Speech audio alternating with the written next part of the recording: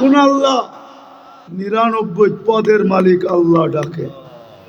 সামান্য একটু পদস্থ ব্যক্তি ডাকে সাড়া না দিলে হাতকড়ি পড়তে হয়, বেরি পড়তে হয়। আমি জানি আমি কখনো মুখ খুলি না। তো আমার বললাম না আমি ঠান্ডা হুজুর, আমি জানি। আমি টঙ্গীর থেকে বয়ান করে বাহির হয়েছি, আমার গাড়িতে উঠবো, পিছের থেকে 2-3 জন আমাকে ধরছে, স্যার গাড়ি পাঠাইছে, আপনাকে এই রাত্রে যেতে হবে। কোথায়? জায়গার নাম বলছে, যেটা বাংলাদেশের এক কোনায়। স্যারের প্রোগ্রাম কালকে দুপুরে। আমি বললাম আমার 3টা মাদ্রাসার প্রোগ্রাম আছে। বলছে স্যার এত কিছু জানে না, গাড়ি পাঠাইছে, আমাদেরকে পাঠাইছে। সোজা গাড়িতে বসেন, বাসায় ফোন করেন, সসজ্জায় আপনাকে কালকে আবার গাড়ি দিয়ে ঢাকা পৌঁছায় দিব। আমি ওই ব্যক্তি, আমি চিনি। সামান্য একটু কথা না মানলে হাতকড়ি হয়, বেড়ি হয়, জেল জরিমানা হয়। ও ঢাকার মানুষ বলেন না ডেলি 90 ভাগ মুসলমান নামাজ পড়ে না। 5 বেলা আল্লাহ ডাকে, বুক করে কাটটা। ও যুবক, কাটটা বুক করে বলো না, ওই আল্লাহ ডাকে, তারপরও তো আসে না। আপনাকে যে এখনো বাঁচিয়ে রাখছে, শুকরিয়া আদায় করেন। এই জন্যই তো ইহুদিরা একটা স্লোগান দেয় বর্তমানে। হিব্রু ভাষা তো বোঝেন না, শুধু চিৎকার দেন। ইহুদিদের একটা স্লোগান এখন চলতেছে, স্লোগান সারা দুনিয়ার ইহুদিদের, যেটা আমি আরবি ভাষায় বানায় নিয়ে আসছি। ইহুদিদের স্লোগান, এখনই সময়, এখনই সময়, এখনই সময়, আনতুদাম্মিরুল মুসলিমিনা কাইফা তুরিদুনা আনতুদাম্মিরুহা। এখনই সুবর্ণ সুযোগ, যেমন মনে চায় মুসলমানদেরকে জমিনের সাথে মিশায় দাও, এখনই সুযোগ। আপনি বলবেন কেন? ওদের কিতাবে লেখা আছে যেই দিন ফজরের জামাত আর জুমার জামাত মুসলমানের সমান হবে, ওই দিন মুসলমানের বিজয়ের পালা শুরু হবে। ওরা শুধু আপনাদেরকে দেখে না, আপনাদের মসজিদের উপরও স্যাটেলাইট লাগায় রাখছে, সিসি ক্যামেরা লাগানো আছে। ওরা দেখে ফজরে কয়জন, জুমায় কয়জন। এই জন্যই ওরা চিৎকার দিতেছে এখনই সুবর্ণ সুযোগ। আরেকটা মনে উঠল, যদিও বলা উচিত না, আপনি সাহায্য চান কি করে?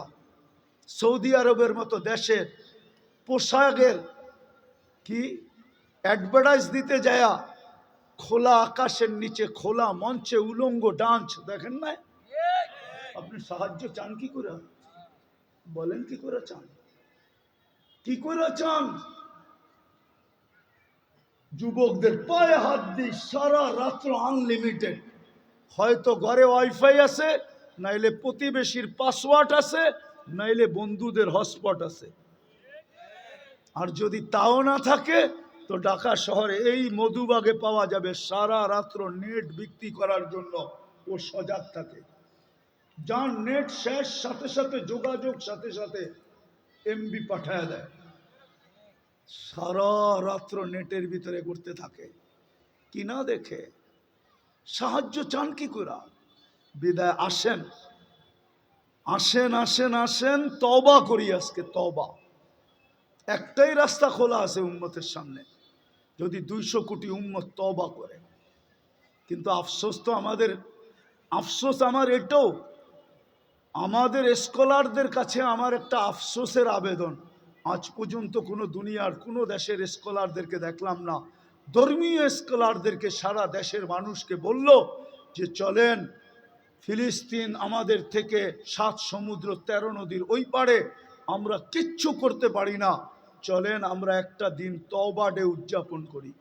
আজকের দিনে আমরা তওবা করব, অথবা আজকের দিনটা আমরা ওদের জন্য রোজা রাইখা এবাদতের ভিতরে কাটায়া আল্লাহর কাছে মেসেজ দিব, আল্লাহ 7 সমুদ্র 13 নদীর এই পারে আমরা না টাকা পাঠাইতে পারি, না পয়সা পাঠাইতে পারি, না ওদের জন্য কাপড় পাঠাইতে পারি, না খাদ্য পাঠাইতে পারি, আমরা কিছু করার ক্ষমতা রাখি না, আমরা যাইতেও পারবো না।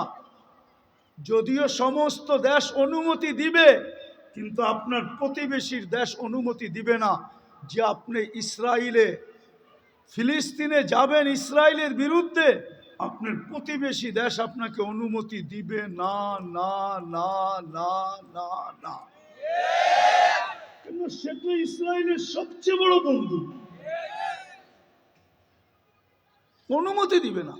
বিদায় যদি আমাদের স্কলাররা একটা দিন দিত, জাতিকে বলতো চলেন আমরা অমুক দিন রোজা রাখি, তওবা করি, আল্লাহর কাছে আবাদত করে বলি, মেসেজ পাঠাই, কিন্তু আজ পর্যন্ত তো একটা দেশেও দেখলাম না, একটা দেশও তো পেলাম না। কোনো স্কলারের মুখ থেকে তো এই আহ্বানটা জাতির সামনে আসলো না। বড় দুঃখ লাগে। এই জন্য আসেন আমরা এখন তওবা করি। করবেন? করবেন? হ্যাঁ, পারবেন? কে কে করবেন দেখি? হ্যাঁ, তাইলে বলে দেন আল্লাহ অতীত থেকে তওবা করলাম। বলেন বলেন, আপনি আমাদের তওবা কবুল করেন, আমাদের গুনাহ মাফ করে দেন। চলেন আপনাদের তওবার একটা প্রমাণ দিই। লম্বা হয়ে যেতেছ না তো? হ্যাঁ, আবার কোনোদিন আসি না, না আসি কে জানে। এই জন্য মনে উঠলো, এই জন্য বলতেছি। আদম আলাইহিস ইসলাম বলতেছিলেন যে আমি একটা ভুল করছি, করতে দেরি, আমাকে জান্নাত থেকে বাহির করে দিতে দেরি করেন নাই। সত্য তো? কিন্তু উম্মতে মুহাম্মদী সারাদিন গুনাহ করবে, রাতের 3 ভাগের 1 ভাগ অতিবাহিত হইতে দেরি, আল্লাহ উম্মতে মুহাম্মদীকে ডাইকা ডাইকা গুনাহ মাফ কইরা জান্নাত হাতে উঠায়া দিয়া দিবেন। জিজ্ঞাসা করেন এই হাদিস আছে কি নাই? আমরা তওবা করছি যখন নিষ্পাপ, নবীর সব আদর্শ বাদিয়ে দিলাম, একটা আদর্শের উপরে চলেন আমরা উঠি, সব আদর্শ বাদ দিলাম। আল্লাহ রসুলের সবচেয়ে বড় আদর্শ, জমিনে যখন পা রাখতে দেরি, চাদরে রাখতে দেরি, সেজদা করতে দেরি করেন নাই, শুধু চাদরে রাখছেন। দাই শেফা আব্দুর রহমান ইবনে আউফ রাদিয়াল্লাহু তাআলা আনহুর আম্মা চাদরে রাখতে দেরি, ডাইন দিক হয়ে সেজদা করতে দেরি করেন না, লম্বা সেজদা। আম্মা জান বলছিলেন, বেটা সেজদায় যে কি বলছিলি তুই আমি জানি না, কিন্তু তুই সেজদায় কিছু বলতেছিলি। আমি তো বলি সেজদা করেন নাই, উম্মতকে মেসেজ দিছেন, উম্মত নামাজ নামাজ নামাজ নামাজ। এই জন্য যাওয়ার সময়ও চিৎকার দিছিলেন, আসসালা আসসালা, নামাজ নামাজ নামাজ। আর সবচেয়ে বেশি ব্যথিত ছিলেন যখন মুসা আলাইহিস সালাম বলতেছিলেন 50কে তো 5 বানায় নিয়ে আসছেন বটে, কিন্তু উম্মত পড়বে না, আরো কমায় নিয়ে আসেন, আরো কমায় নিয়ে আসেন। কিন্তু লজ্জার ছাপ চেহারায় ছিল, বলতেছিল লজ্জা লাগে, 9 বার গেলাম আবার যাব, কিন্তু দিলে আগুন জ্বলতেছিল, না পড়লে এই চেহারাটা আল্লাহকে কি করে দেখাবো। আমার মনে হয় তখনই আল্লাহ কানে কানে বলে দিছিলেন, বন্ধু যান, নিয়া যান, পড়বে 5 ওয়াক্ত, সওয়াব দিব 50 ওয়াক্তের। পরিশ্রম কমায়া দিলাম, সওয়াব কমাবো না, বরং আরো বাড়ায়া দিব। বাজমাত পড়লে 1 ওয়াক্তের সওয়াব 270 ওয়াক্তের দিব, মক্কায় পড়লে 1 লক্ষ ওয়াক্তের দিব, মদিনায় পড়লে 50,000 ওয়াক্তের দিব, বাইতুল মুকাদ্দাস পড়লে 25,000 ওয়াক্তের দিব। সাথে সাথে বন্ধু নিয়ে যান, আমি ডাইকা ডাইকা পড়ায় নিব। অফিসওয়ালাকে অফিস থেকে ডাকবো, আদালতওয়ালাকে আদালত থেকে ডাকবো, খামারওয়ালাকে খামার থেকে ডাকবো, মেইলওয়ালাকে মেইল থেকে ডাকবো, হাটওয়ালাকে হাটের থেকে ডাকবো, বাজারওয়ালাকে বাজার থেকে ডাকবো, ঘাটওয়ালাকে ঘাটের থেকে ডাকবো, রোডওয়ালাকে রোডের থেকে ডাকবো, বাড়িওয়ালাকে বাড়ির থেকে ডাকবো, ঘরওয়ালাকে ঘর থেকে ডাকবো, এমনকি ঘুমায়া থাকলেও আমি উঠায়া নিব। আসসালাতু খায়রুম মিনান নাওম বইলা আমি ঘুমের থেকে উঠায়া নিব। একটা আদর্শের উপরে চলেন আজকে আমরা একমত হই যে আজকের থেকে আমরা নামাজ ছাড়বো না। ওয়াদা? হ্যাঁ, পাক্কা? নামাজ আরেকটা কাজ করতে হবে, তাইলে ইনশাআল্লাহ ইহুদিদের স্লোগান ভাঙ্গা যাবে। ওরা কিন্তু আজকে স্লোগান দিতেছে, আমি প্রমাণ দিতে পারবো আপনাকে, ওদের কিতাবে লেখা আছে এটা সত্য, আপনি প্রমাণ নিলে নিতে পারেন আমার কাছ থেকে। আজ থেকে বলি না আমি, এটা 90 দশক থেকে বলি। কারণ আমার কাছে অকাট্য প্রমাণ আছে, ওদের কিতাবে লেখা আছে যতদিন ফজরের জামাত আর জুমার জামার সমান না হবে 200 কোটি জান দিলেও কোনো কাজে লাগবে না, বিজয়ের পালা শুরু হবে না। আল্লাহর ঘর খালি আপনাকে বিজয় দেয় তো দেয় কি করে? এটা কি বিবেকে বোঝেন না?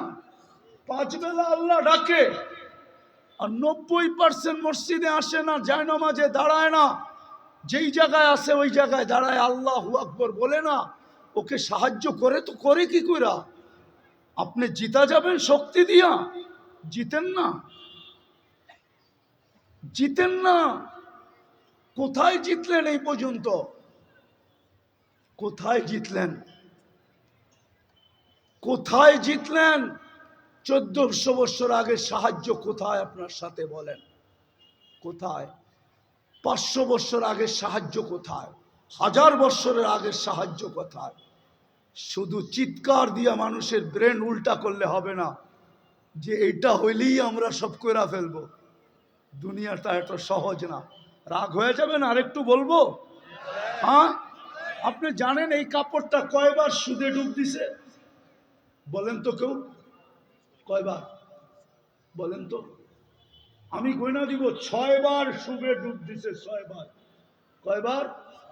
কয়বার? কয়বার? 6 বার।